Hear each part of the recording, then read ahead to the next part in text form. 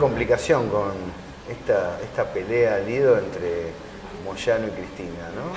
Sí, realmente. ¿Cómo lo viviste? Porque hasta hace poco, indudablemente, la CGT aparecía como un sostén importante del proyecto nacional y popular.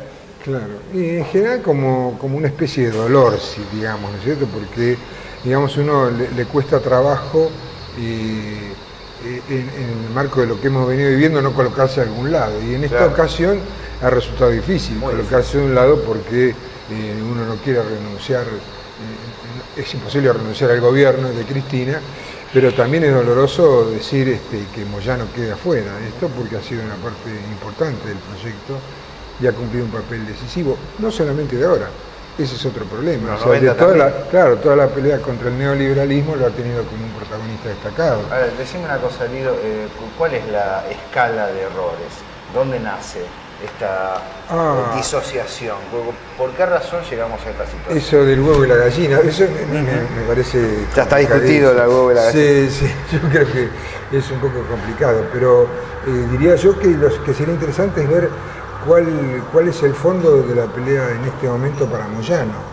Me parece que el problema fundamental de Moyano, que viene siendo en todo su despliegue y sus errores, es la pelea por mantener la conducción de la CGT en última instancia. Algunos lo plantean como que es parte de un proyecto que se dirige a la oposición, pero creo que en el fondo está luchando denodadamente por conservar el puesto al frente de la CGT, porque la pérdida de ese puesto a la vez es casi un ingreso al ostracismo político, ya no sindical, porque puede mantener con camioneros un lugar, pero no será el mismo Moyano que fue estos últimos años. Ahora, es lógico que se surja una discusión, porque cuando crece el PBI, los gremios industriales históricamente han tenido en la Argentina la dirección de la central.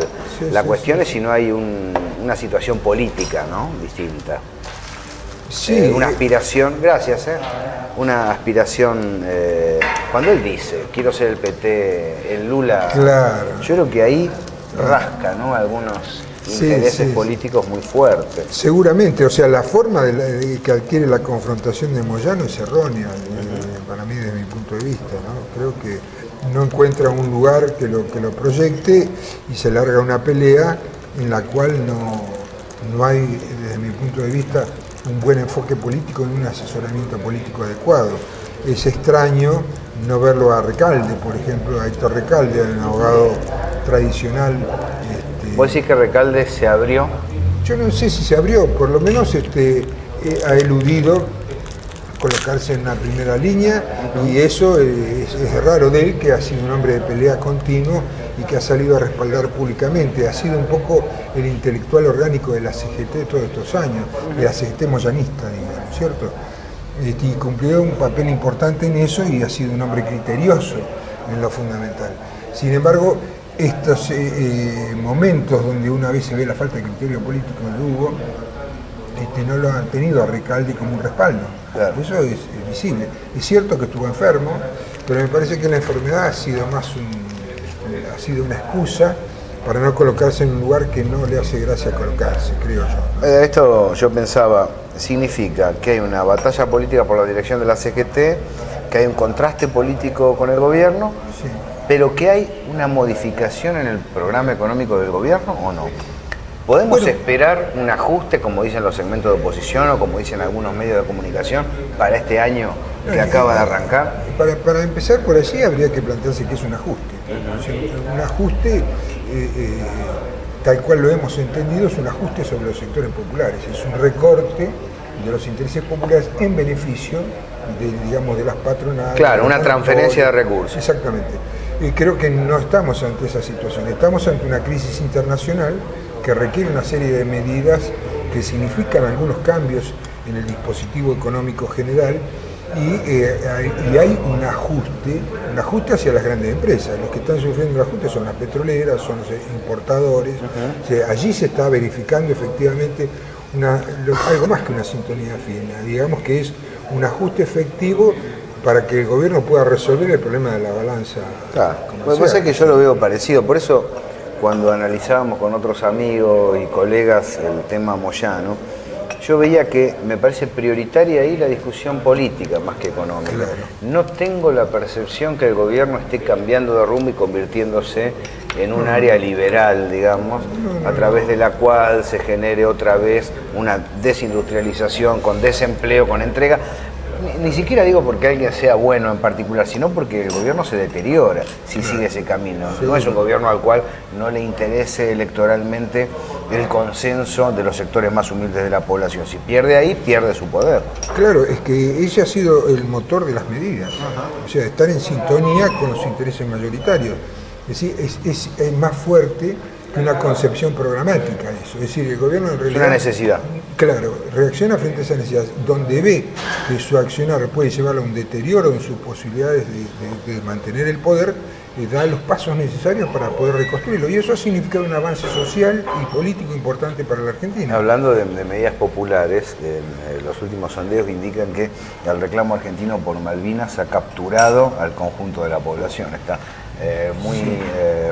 podríamos decir, interesada en sostener la posición Malvinas, el tema soberanía, sin avances bélicos, sino tratando de desarrollarlo a través de la presión y la negociación. Sí. Vos que estás en Carta Abierta, además estás en el área internacional de Carta Abierta, ¿cómo lo ves? Mira, yo creo que hay un debate alrededor de la cuestión incipiente. Y si yo reivindico a este gobierno en ese plano de haber tomado una posición en relación a Malvinas que era hasta casi impensada hasta hace poco tiempo. Y creo que, como vos decís, eso tiene una repercusión nacional y popular fuerte.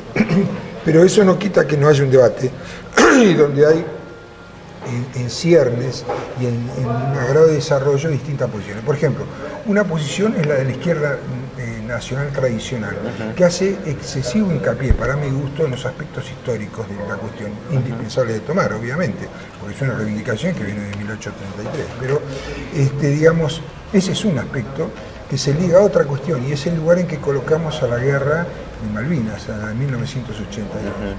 Y en ese terreno, esa posición está contrapuesta a la posición de algunos sectores del kirchnerismo, como por ejemplo Página 12, como por ejemplo la misma posición planteada por mi amigo Luisito Bruste, donde hacen hincapié en el tema democrático y donde plantean como cuestión fundamental desmarcarse de lo que fue la dictadura, los intereses de Galtieri, el repudio a la guerra como tal, inclusive, en donde el aspecto del método pacífico, digamos, de resolución de las controversias, está teñido por ese aspecto. Yo me coloco en realidad en un lugar distinto.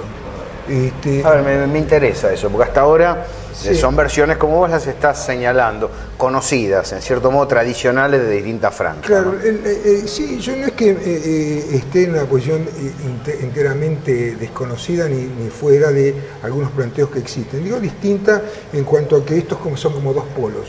Yo diría que hay una forma diferente que el gobierno en cierta medida la ha asumido y en otra medida no, que es el tomar el tema desde el punto de vista del futuro y de la perspectiva del reparto geoestratégico del mundo. Es decir, en este momento estamos en una reformulación de los ejes geoestratégicos a nivel internacional.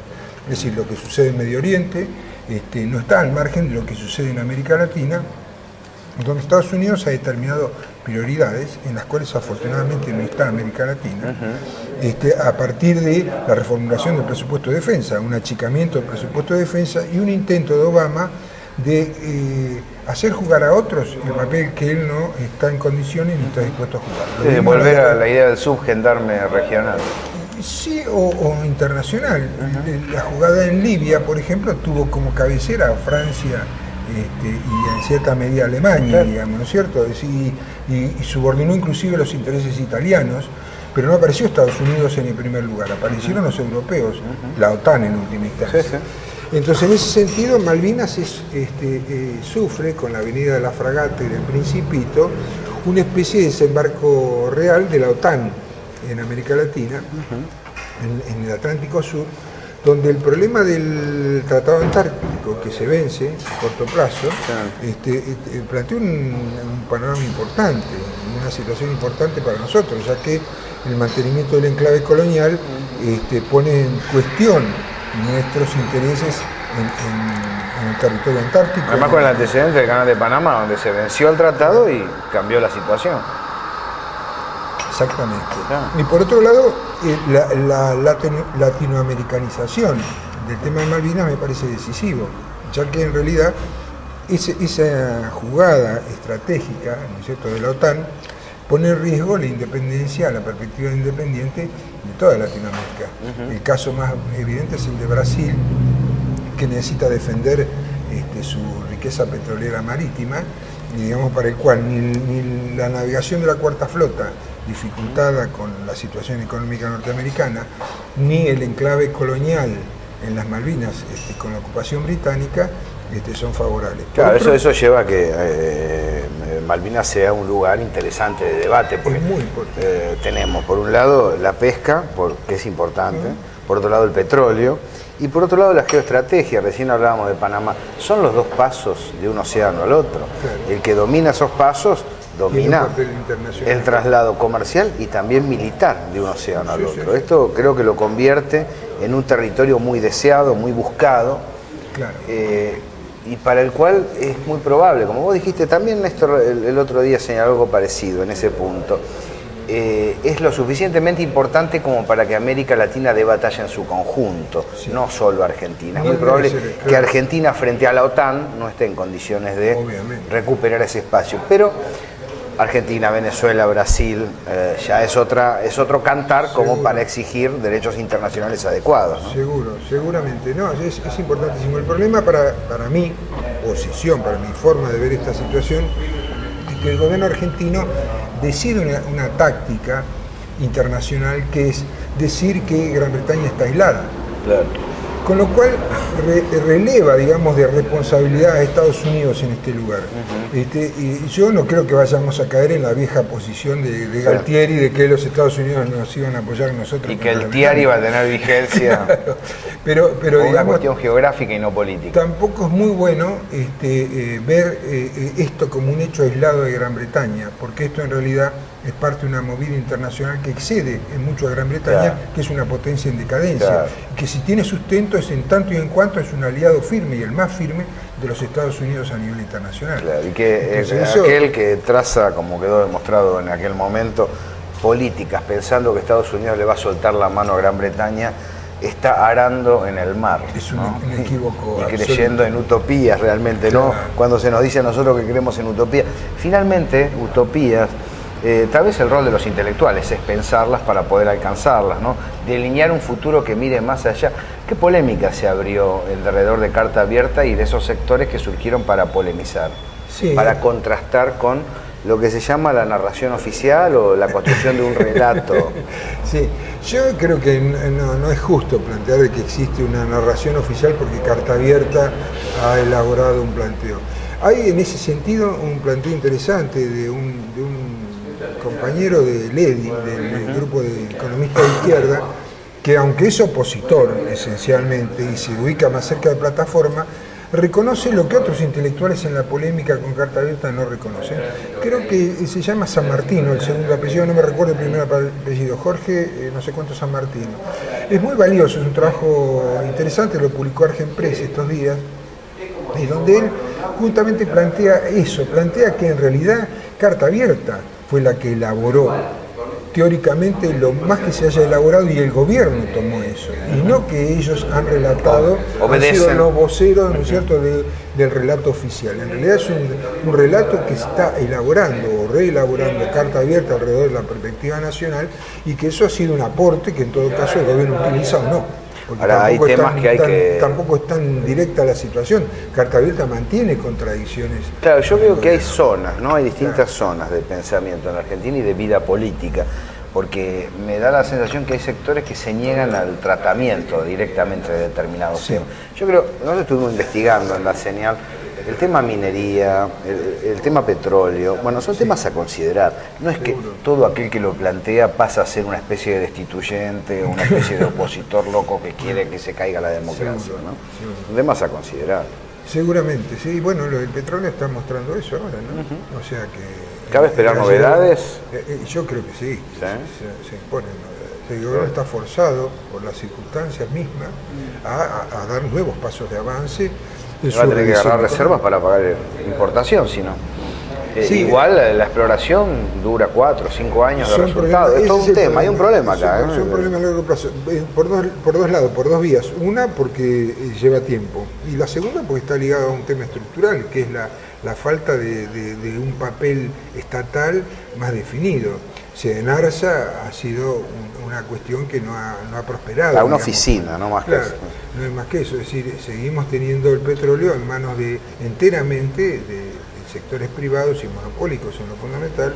Y eso es una dificultad seria cuando las papas queman como ahora. Tanto para recuperar Malvinas como para recuperar el petróleo, el gobierno va a necesitar un movimiento obrero fuerte que lo apoye. O sea, nos volvemos al primer Volvemos punto. al comienzo. Claro. Porque si ahí no hay una masa movilizada y una opinión pública que esté de acuerdo, se complica mucho el panorama.